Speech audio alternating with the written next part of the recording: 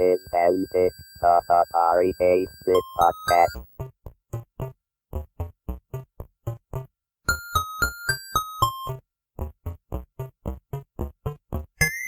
The Department of Defense was sending Atari software to schools all over the world. You know, I tried to be very upfront and very honest with them. This is Antic, the Atari 8-bit podcast. I'm Kevin Savitz. Tom Graziano was founder of CompuClub, an Atari mail order company and retail store based in Massachusetts. The company began in 1983 and closed in 1986. CompuClub ran full-page advertisements in the Atari magazines with the headline, "The Greatest Atari of All Time." For a $5 annual membership, you could become a CompuClub member, which got you a subscription to their newsletter and access to their catalog of Atari software at least 25% below retail. The company only sold programs for the Atari computers, first the 8-bits and later the ST line. Check the show notes at AtariPodcast.com for links to the CompuClub newsletters and magazine advertisement.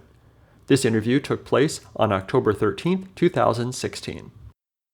Basically, I was working selling financing for an equipment finance company to various businesses and got bored to tears with it. Bought myself a personal computer, an Atari, by the way. Started playing with it, learning BASIC, that sort of thing. And I decided the fastest way to learn more about it is to go to work in a computer store. And I did.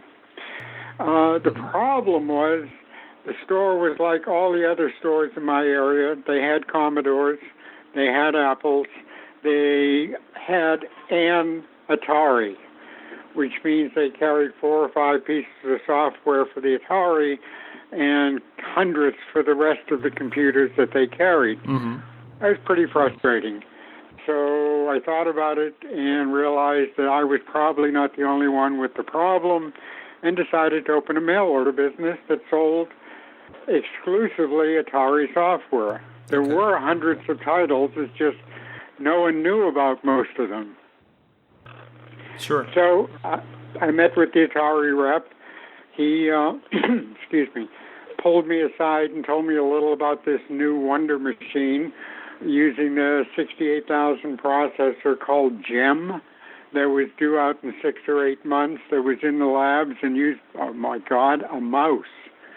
So I flew out to California, took a tour of the Atari plant, talked to a couple of people who were working on the new machine, and formed a company called Disc and Data, which copyrighted CompuClub, and here we go.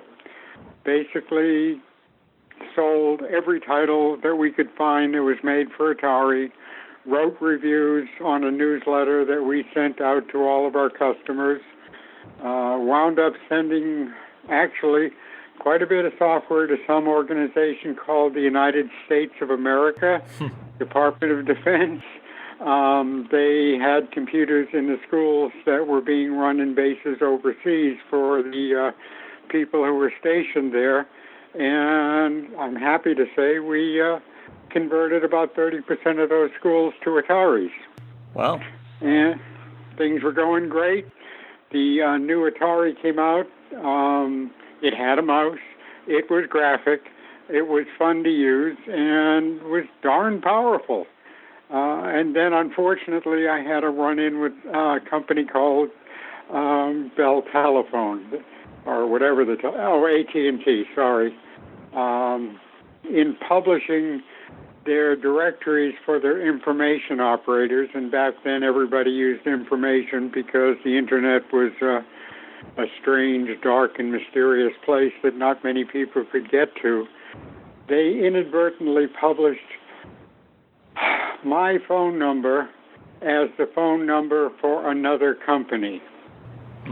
And essentially, anybody who called looking for my phone number wasn't going to get it from information. Anybody who called looking for the other company would get my phone number. So we wound up getting hundreds of phone calls a month from people who had no interest in computers. And I assume, based on my first year's sales, wound up missing hundreds of phone calls from people who were trying to call us who couldn't find a phone number listed for us. Wow. Yeah, it was a bit of a kick in the teeth. The good part, since that basically forced CompuClub back right into the ground, I sold off the retail store portion of CompuClub and wound up using my training for something really good. I went to work for CDC first and then WHO afterwards, doing things like child survival projects all over the world.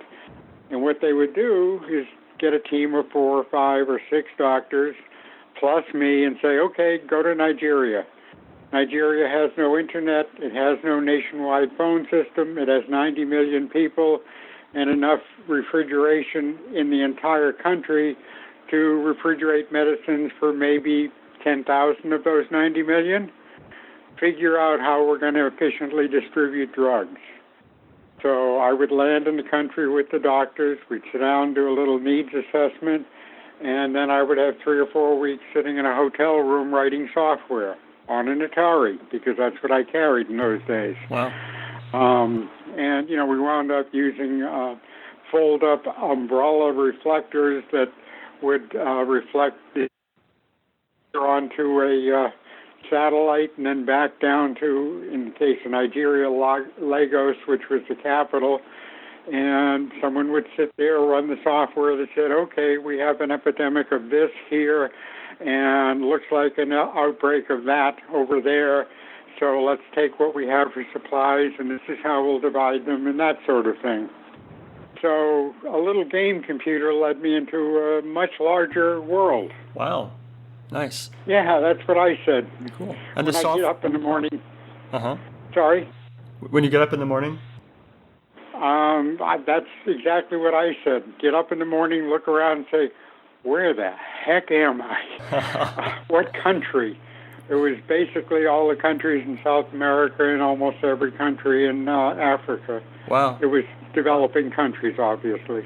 So what was the software that you were writing from the hotel room? It was helping track epidemics? It was tracking outbreaks of disease in various parts of the country so that professionals could sit down and say, okay, we've got enough supplies, enough preventive medicines for this many people. Now, what is the best place to send those, and where will they do the most good? Up until that point, they had no way of knowing where the outbreaks were and how severe they were and how many people were affected. So it was distribution software, but distribution based on actually discovering where the true needs are, because without internet and without a countrywide telephone system, there was no way of knowing prior to this. And we just wound up sending things, as I say, up to government satellites that would send it back down to the capital city, and then the program would chew it up and come up with an analysis of it. So it was kind of fun. It really was. And it was all, at least initially, written in BASIC on an Atari and then transferred to whatever version of BASIC was useful for the computers that were being used in that country. Mm-hmm. So it's amazing how far Atari can carry you. Nice. So back to CompuClub. I saw its ads in the magazines. It seemed like it had an interesting business model of you asked people to spend $5 to join the club, but what they were getting for that, it seemed like, was your newsletter, which came out several times a year, which was a catalog, right? It was half catalog and half reviews, and we worked very hard to be very, very critical in the reviews. We didn't write reviews designed to sell the product. We wrote reviews designed to tell you what you're going to feel like after you buy it and use it for the first or second time. And people seemed to like that. They liked reviews that said, this is pretty marginal stuff. I would stay away from it unless you absolutely need it or you are just a fanatic for that type of game. Mm-hmm. So we did that, and that's what they got. That newsletter, which also obviously was a catalog of products, and they got the largest inventory of Atari software, as far as I know, and as far as Atari knew, anywhere in the country. Wow. And all of it at discount. How many subscribers or members did you have at the maximum point, do you think? 4,800. Wow. And then, as I say, we had our little issues with the phone company and wound up in court with them, but the phone company has an interesting situation. They're not responsible for damages on a missed publication. Wow. Yeah. So they single-handedly put you out of business and then wouldn't make good on it? Exactly. We won the case. They were responsible. They did it. We were damaged, and then we went on, and it turns out there was some sort of little bylaw or something, amendment on the liability law that said they could not be held responsible for the financial damage caused by their mistakes. So essentially, I spent a year and a half in the business because I liked Atari and I liked their approach to attainable computers that people really could use and enjoy. But after a year and a half, it just dried up. Wow. I've read some of the newsletters. Some of them have been scanned and are online, and they're still fun to read. And I like how you really were honest with the reviews. One of my favorite columns is the Dog of the Month, where you just like called out some piece of software that was terrible. Yeah. Well, I mean, I tried to put in the newsletter what I would tell you, or if you were a friend who called me and said, "Hey, I just got an Atari. What should I get for software?" So that was kind of the approach we took with the newsletter. We also had a retail store, and when customers would come in, we would ask them to write reviews of software because, A, there was more reviewing than I had time to do and run the business, and B, I wanted to get somebody else's opinion in case I was, I'm the kind of guy who loves that game, and I don't know many of us, so I wanted to get other people commenting on some of the products too. Sure. And I think it was important because, as I mentioned, the Department of Defense was sending Atari software to schools all over the world that they ran for their employees. So, I tried to be very upfront and very honest with them, and at the same time tell them they're getting the best buy in the market.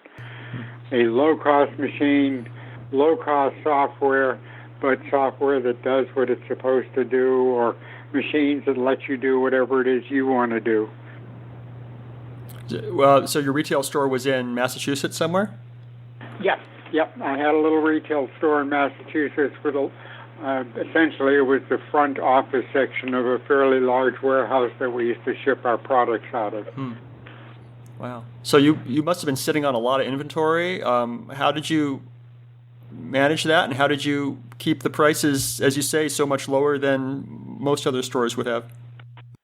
Well, because there weren't a tremendous number of Atari dealers, I had some pretty fair leverage with a lot of the software companies, and I got good pricing. And basically, when we wrote reviews, if they were favorable reviews, I could pretty much guarantee that 2 to 3 weeks after we mailed the newsletters, we're going to get a volume of orders for that software. And we essentially did that. We basically looked at the reviews and said, what in here would I want to buy if I were reading these reviews? Inventoried up on that and kept at least a minimum level of everything else. And when we finally went down, got rid of what we had in stock, tremendous discounts, again, to the military for their schools for most of it.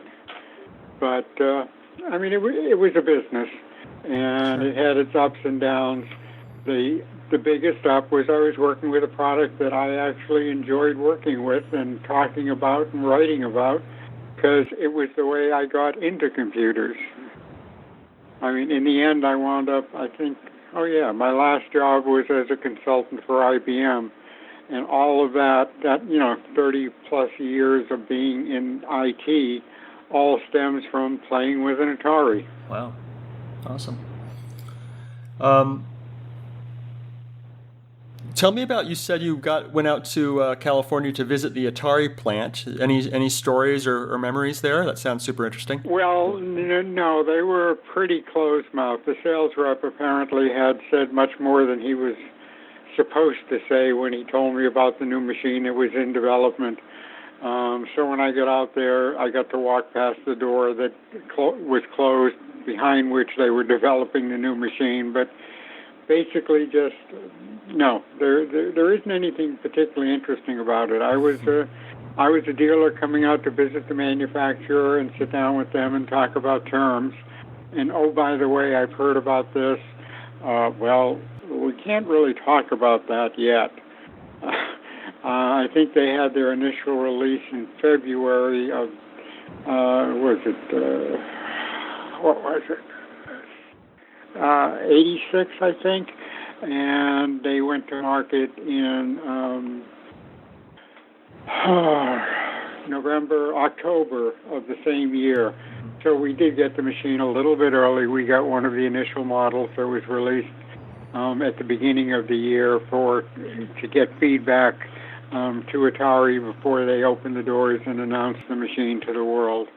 So that was interesting, and it was kind of fun, but I think that opportunity was open to any dealer who purchased a reasonable number of either machines or Atari brand name software.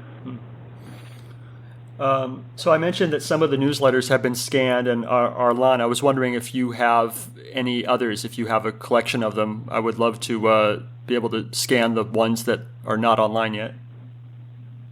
I wish I did. In fact, I didn't even know they were online somewhere.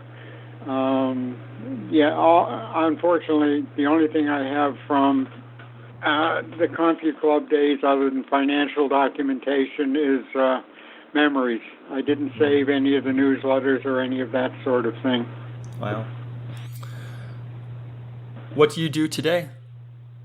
What do I do today? Absolutely nothing.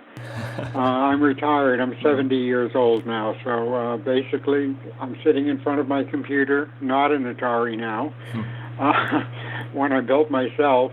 And I play with computers, but not for a living, just because I enjoy it. Nice. Very good. So what haven't I asked you about the Atari days that I should have? The same question that I asked myself, which was, how the hell did Commodore get so much bigger than Atari in terms of sales? Yeah. I just don't understand it after looking at the Atari, and that's why I got into the Atari, because, as I said, it just seemed like an ideal machine to me in terms of price point, features, and I just never understood how people fell in love with Commodores. If you had an answer to that, you'd be a lot smarter than I am about marketing. All right. If you could send a message to the Atari 8-bit users who are still out there today playing with their machines, and you can send them a message right now, what would you tell them? I hadn't thought about that. Let me see. Enjoy it. I mean, you have a machine that is historically significant. You have a machine that is fun. Enjoy it. Play with it. Run it into the ground.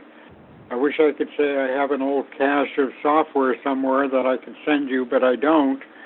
But basically appreciate what you've got, which is a chance to play with something that's the equivalent of the old first Apple desktops. It's the first real home computer that, in my mind anyway, hit the market, and enjoy.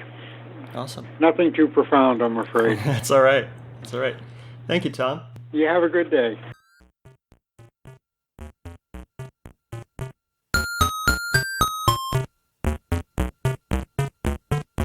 If you enjoyed these interviews and would like to contribute something, I encourage you instead to donate to one of our favorite organizations, the Internet Archive, at archive.org. The Internet Archive is a nonprofit digital library with the stated mission of universal access to all knowledge. They've done incredible things to preserve computer history, including hosting thousands of programs in an in-browser Atari emulator, creating the Wayback Machine, and offering full-page scans of countless Atari computer books and magazines. Make your tax-deductible contribution at archive.org/donate.